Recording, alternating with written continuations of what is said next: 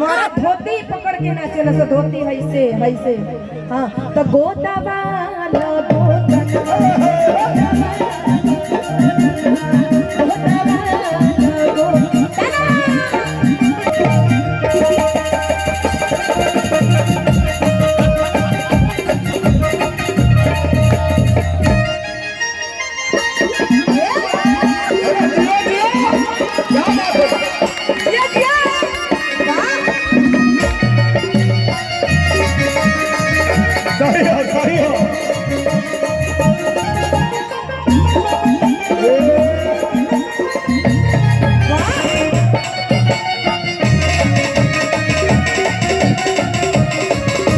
देखिए ये लाइन इतना बढ़िया ठुमका देख के हमके वो लाइन याद आ गई।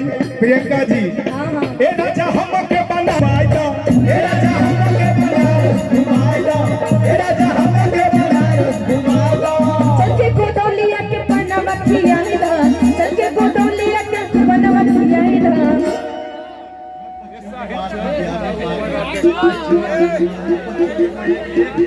तो पश्चिम में तो भांगड़ा बजता है सर। पश्चिम में सर कहाँ से है? पश्चिम में मुजफ्फरनगर, दिल्ली। दिल्ली अरे की दिल्ली दी हलास, दिल में दर्द।